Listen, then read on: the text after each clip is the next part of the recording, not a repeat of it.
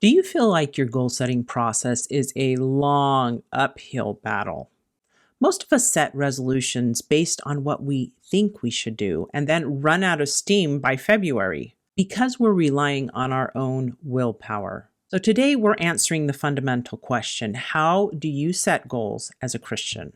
By the end of today's episode, you will have a 5-step roadmap to move from self-reliance to a partnership with God. We're going to help you solve the pain of goal fatigue by showing you how to hear God's voice first so that you're always working on the right thing at the right time. Stay tuned. Ordinary women, extraordinary faith. When God calls, we say yes. The Arise Women of God podcast. Hello and welcome to another Arise Women of God podcast. I'm your host, Tamara K. Anderson, and joining me today is Amy Johnson from our Women Warriors of Light community.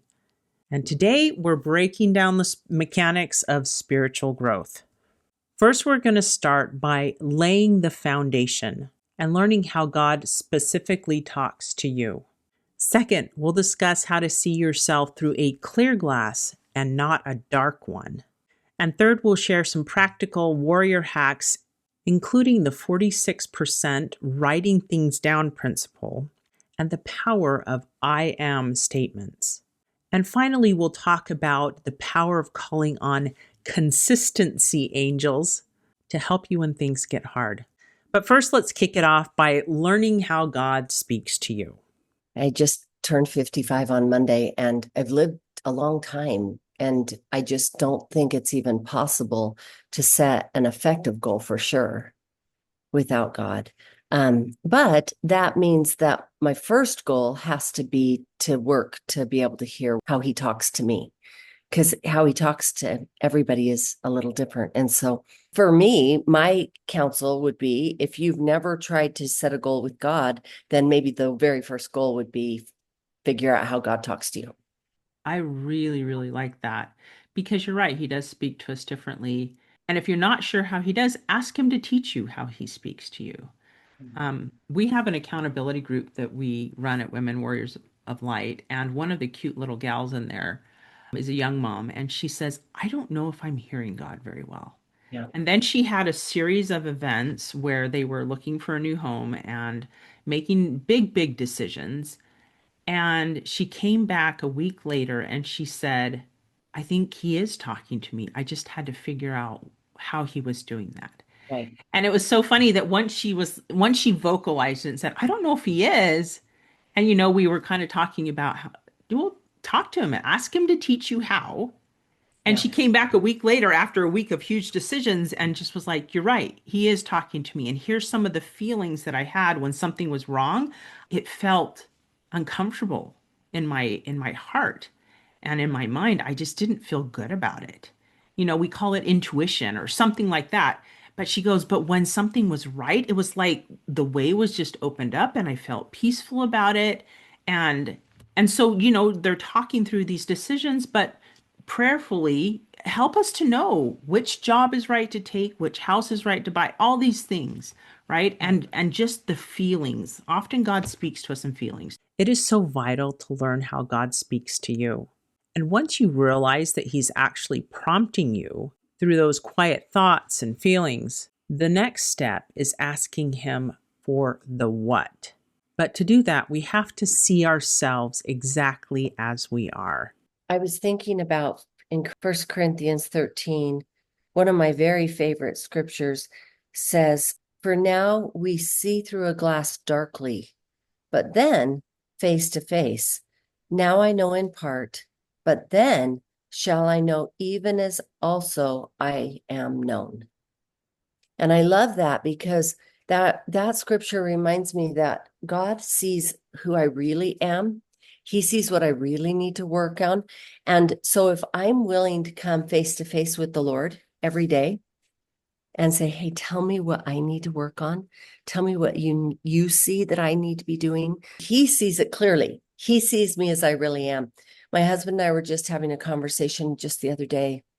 We were involved in a funeral, and funerals often make people uncomfortable. They don't know how to deal with the grieving family. And my husband was talking about this because for years he's watched me attend funerals for other people because I really believe in mourning with those that mourn. And he was like, I don't even know how you do it. Like, how do you not say a stupid thing? Because my husband says things when he feels awkward, right? That I'm like, where did that come from? Like, what are you saying to me right now? Like, he said, I don't even know how you do that. How do you have a conversation with someone who, when they are just so sad or so hurt or so angry that you feel uncomfortable? And I think that's comes from actually seeing them as they really are. And that's what God does for me. God doesn't do pretense. He doesn't do guise. He doesn't do deceit. He sees things as they really are. He doesn't rationalize away all my faults and he doesn't excuse them. He accepts them and loves me as I am anyway. And then if I say to him, help me see what is next, he can see me as I really am, where I really am, and what I need to tackle, what I can tackle. Because if I look at me, I might think I can tackle something way bigger than I can really tackle. Yeah. Or I may rationalize away and go, well, today I think I'll work on something I'm already really good at. And so it just depends on the day, right? And so, but if I go to God, he doesn't see through that glass darkly. Mm. He sees things as they really are and where I really am and what I can really handle. God sees our potential, but he also respects our current capacity. He will not give you a mountain if you're only ready for a small hill. But once he gives you that hill, you have to climb it. I have found there's a physical power in writing things down when the inspiration comes. One of the things that I found with goal setting, once he inspires you with something, write it down. I like to keep my journal or my planner right beside me as I'm praying because I found that if I don't write it down, I forget. Once God inspires you, write it down. If it's something you can do quickly, get it done, right? If it's something that's going to take some time, still write it down. You're like 46% more likely to achieve a goal if you write it down. And then if you want to increase the chances that you do it, say, God, help me with this because this is something I'm going to struggle with. And then another tip, if you're trying to move forward with these spiritual goals, is to tell somebody about them. Say, hey, God has prompted me to, and obviously you want somebody that you know and trust and that will hold you accountable, give you grace, because there's going to be weeks that, you're going to fall. But if you have somebody that can be a friend or an accountability partner, just say, hey, will you help me? I'm working on this. I just need to report to you once a week. Or find an accountability group. That's why we have our accountability group at Women Warriors of Light, just to hold ourselves accountable to the forward progress of things that God has placed on our hearts. So, those are some Yeah. general tips on setting spiritual goals as a Christian. Figure out how God communicates with you. Ask him what the next thing is that you're supposed to work on. Write it down. Find somebody to help you with it and pray for help. And you can also pray for angels to be with you. I found that to be particularly helpful when I'm working on goals that are stretching me. If it's something hard, like technology wise, I pray for technology angels. Maybe pray for somebody who's a consistency angel to come and be with you if you're trying to do something consistently, like pray better or read your scriptures better. Or if you are looking for a consistent scripture study program, to ask God to guide you to one that will help you and interest you enough to stay consistent. I love the idea of consistency angels. We do not have to do this alone. And speaking of things that keep us consistent, there is a massive power in the words that we speak to ourselves.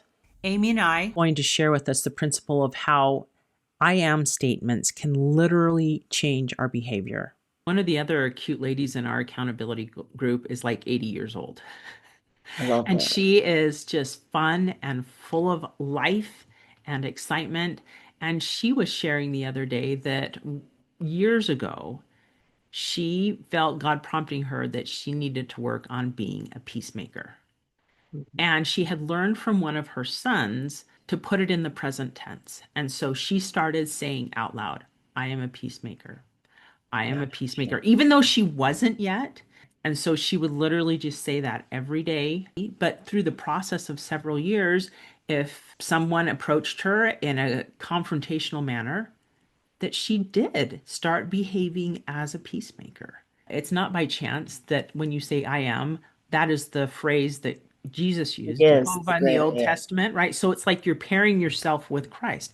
I am, with Jesus, I am a peacemaker, right? So he can help us with those things. Yeah, he does actually help us with those things. I have for years had things on my mirror that I needed to feel differently about. And especially in this world of vanity, a lot of them were, I am beautiful. I am acceptable to God right now. So another thing that we've done is I put things that are important to me on my lock screen. I often have put things on there that says, I will do whatever the goal is.